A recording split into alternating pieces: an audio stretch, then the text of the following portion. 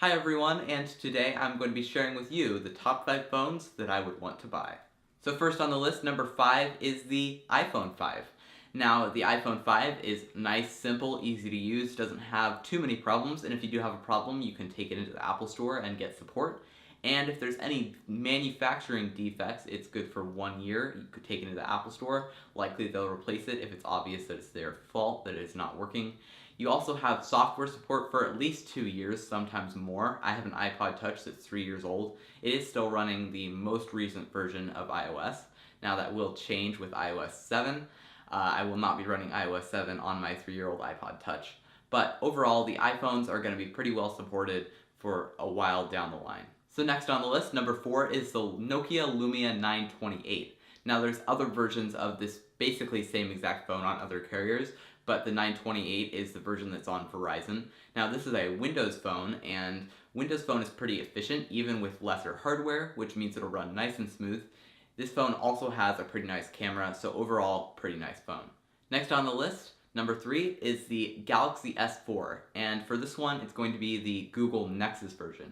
Now what this means is that you will be able to run the most recent version of Android pretty much always, at least until a couple years in the future. Now they might stop supporting it like they did with that Galaxy Nexus on Verizon, but I have a feeling that this one will be supported a while longer considering it's not being sold through a carrier.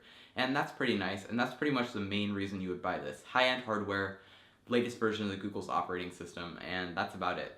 Moving on to number 2, the HTC One. Now this phone is made of aluminum. It also runs on pretty much all of the major carriers, and overall it's got a nice design, also some pretty nice software design. It does look very nice, nice display, and all that stuff like that. So overall, very nice phone.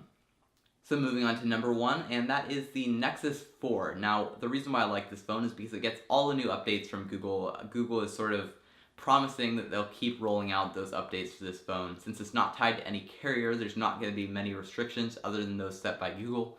It's also not a bad hardware design. It's not the highest end, but if you're running just clean Android, it doesn't need as much as some of these other higher powered phones. It also runs on the T-Mobile network on their HSPA+, considering they're not rolling out 4G LTE just yet to all the major cities. That is going to be just fine for now. And overall, it's really cheap. I mean, it's off contract $300 for the lower model that's 8 gigabytes. You can step up to 16 gigabytes for, I believe, $349. And overall, that is the reason why I'm picking this, because I am sort of tired of being locked into contracts and I'd rather buy a phone off contract, but all of these other phones are like $600, $700, $800 in some cases, and I just don't really have that kind of money to spend, so $300 off contract, that's a pretty good deal.